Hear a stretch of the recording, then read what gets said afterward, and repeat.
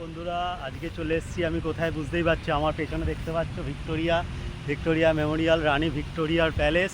তো এটা রয়েছে অবস্থিত কলকাতাতে, কলকাতার ঠিক ধর্মতলা সংলগ্ন এলাকা, যেখানে স্প্ল্যানেড বলা হয়। সেখান থেকে মাত্র 15 মিনিটের দূরত্বে রয়েছে এই ভিক্টোরিয়া মেমোরিয়াল। তো বন্ধুরা, শীতকালে খুব সুন্দর একদিনের জন্য ঘোরার জায়গা। কলকাতায় বেড়াতে এলে অবশ্যই আসবে এই দর্শনীয় স্থানে, এবং আমি এর ঐতিহ্য, কিছু ইতিহাস তোমাদেরকে জানাবো। ভিডিওটা দেখতে থাকো এবং সম্পূর্ণটা জানতে পারবে।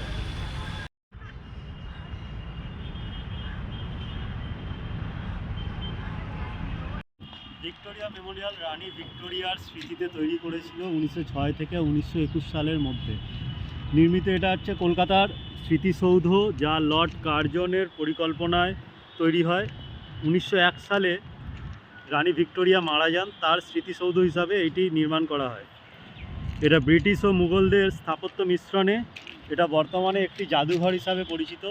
এখানে বিভিন্ন রকম সেই সময়কার রাজাদের তরোয়াল, ঢাল এবং সিরাজদৌল্লা যে সিংহাসনে বসতেন, এটা অনেকেই জানে না, হয়তো অনেকেই ভাবে হাজারদুয়ারিতে আছে সেই সিংহাসনটা, কিন্তু এই মিউজিয়ামের মধ্যেই রয়েছে সেই সিংহাসনটা, যেখানে বসে সারা ভারতবর্ষে বাংলা, বিহার, উড়িষ্যার রাজত্ব করেছেন সেই নবাবরা। সেই সিংহাসন এখনও কিন্তু এর মধ্যেই রয়েছে।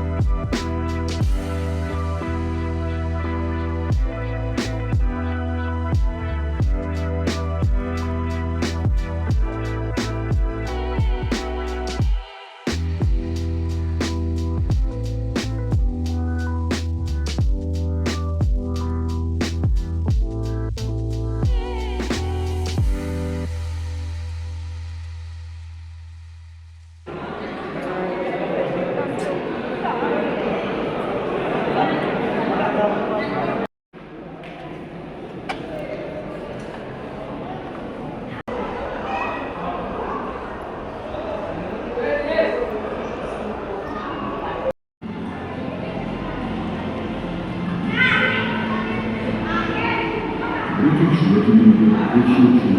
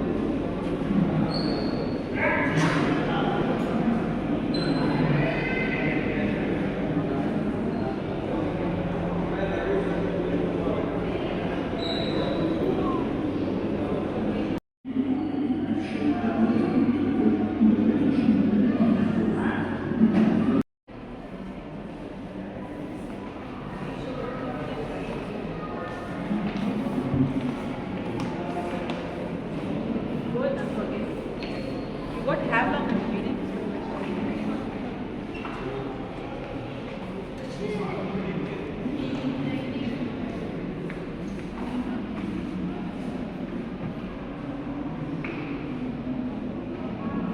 তো বন্ধুরা, আজকে আমি ভিডিওটা এখানেই শেষ করব। তার আগে দুটো কথা বলে রাখি যে আপনারা যারা কলকাতায় আসছেন অবশ্যই ভিক্টোরিয়ায় আসুন।